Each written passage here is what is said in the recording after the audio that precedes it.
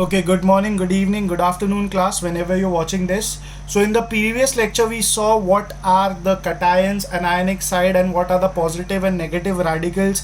उसमें positive valency क्या होती है, negative valency क्या होती है. So, I hope you are very thorough with that because जो हमने previous lecture में पढ़ा है, अब हम उसका direct application देखेंगे कि हम उसे कैसे use कर सकते हैं. तो coming to the topic, writing chemical formula from the knowledge of valency. तो a chemical formula of a compound is electrically neutral. बहुत इंपॉर्टेंट पार्ट होता है law of conservation of charge. तो वहाँ पे आपको मेक श्योर करना है कि आपका कोई भी कंपाउंड चार्ज ना हो बल्कि वो इलेक्ट्रिकली न्यूट्रल हो. Because of one simple reason, अगर वो चार्ज कंपाउंड है तो वो रिएक्टिव होगा और अगर वो न्यूट्रल है तो वो स्टेबल होगा. एंड एनी कंपाउंड और any element in the chemical world tries to reach the one thing and only one thing, that is stability. Second, in simple words, the positive and negative valency of ions or radicals present in the compound should add up to zero. इसका मतलब क्या है कि जितने भी हमारे पास positive radical या ions है या फिर जितने भी नेगेटिव रेडिकल या आयंस है वो ऐसे तरीके से कंबाइन होना चाहिए कि उनकी added value of product should be zero.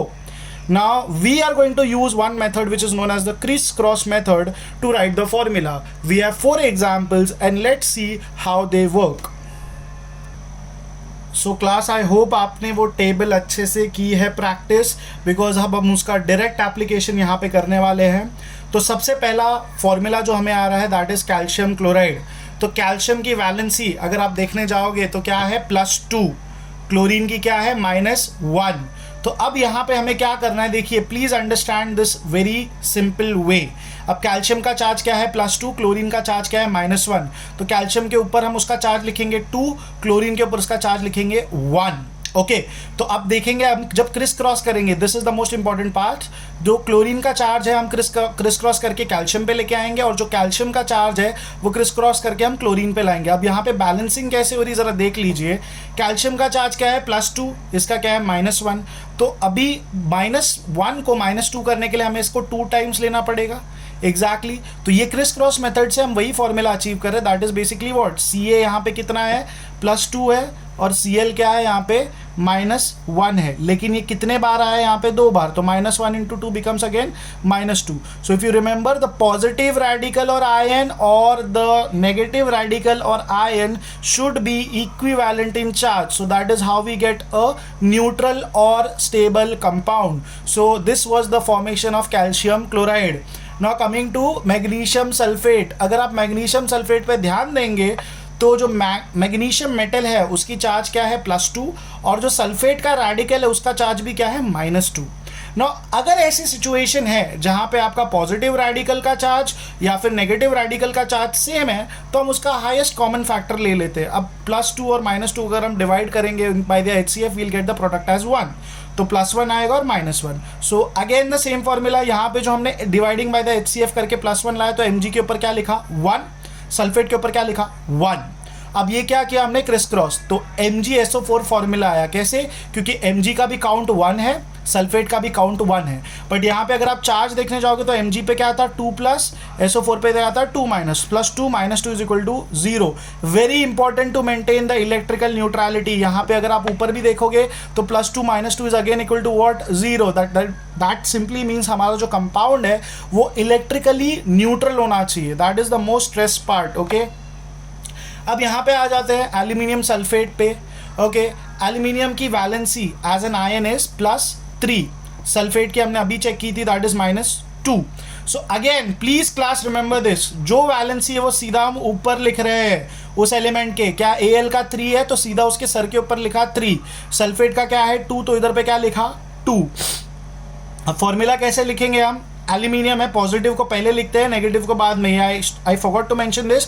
First you have to write the positive radical followed by the negative radical. So if you see carefully over here, aluminium कितने बार है, क्रिस क्रॉस मेथड, एल्यूमिनियम को कितने बार लेना है 2 बार. तो यहाँ पे क्या लिखा Al2. SO4 कितने बार है 3 बार है, तो उसको हम लोग ने यहाँ पे क्या लिखा है SO4 thrice. Now class very important, अगर कोई भी रेडिकल या molecule certain number of times repeat हो रहा है तो उसमें हमें क्या ध्यान देना है कि ये जो ब्रैकेट है वो हम इंट्रोड्यूस करके उसके नंबर ऑफ मल्टीपल्स को एग्जिबिट करें, वेरी इंपॉर्टेंट। तो यहाँ पे एल्यूमिनियम 2 बार आया, उसके लिए तो हमने 2 लिख दिया, लेकिन सल्फेट को अगर हम SO4 के बाद यहाँ पे सिंस सबस्क्रिप्ट में 4 है तो हम 4 और 3 लिखेंगे तो 43 हो जाएगा, which is completely wrong. To separate that we use the bracket. I hope you are very clear with this. तो अब आते हैं last compound, that is aluminium phosphate.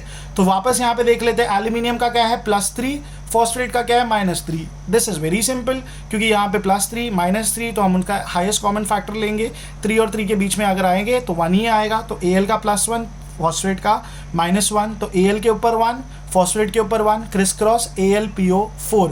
Mind you यहाँ पे चार्ज चेंज नहीं हुआ है, हमने बस उसको उसके मल्टीपल से रिड्यूस किया है। क्यों? क्योंकि अगर आप देखने जाओगे, लॉजिक में आपको बता रहा हूँ, +3 के अगेंस्ट -3 जाएगा तो क्या आएगा? 0 आएगा। अगर यहाँ पे आप अगर 3 लिख दोगे और यहाँ पे भी 3 लिख दोगे तो क्या हो जाएगा? फॉर्मूला हो जाएगा Al3, फिर बाद में क्या आएगा? PO4 3। Doesn't make sense, because end of the day 3 अगर दोनों सब्सक्रिप्ट में नंबर सेम है, इट इज सिंपली इंडिकेटिंग दोनों का चार्ज भी सेम है। So that is why what we do, we eliminate the factor by using the HCF, and by using the HCF we come to the formula aluminium phosphate. So class, I'll just quickly summarize all the formulas again. Calcium का +2, Cl का -1, criss cross method we come to CaCl2. Magnesium sulphate का Mg+2, sulphate का -2, then we basically use the highest common factor, तो +1 -1 आया तो MgSO4 1 very important. Chlorine का negative charge यहाँ पे क्रिस होगा और कैल्शियम का पॉजिटिव चार्ज यहाँ पे क्रॉस होगा, तो ये क्रिस क्रॉस पे ध्यान देना बहुत जरूरी है।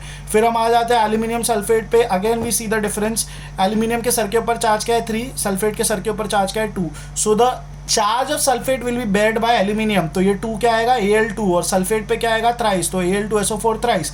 और हम ब्रैकेट में क्यों लिख रहे हैं? बिकॉज SO4 के नीचे अगर 3 लिख देंगे तो 43 हो जाएगा, which is chemically completely wrong. So that is why what do we come across? We write it as Al2SO4 thrice by using the bracket.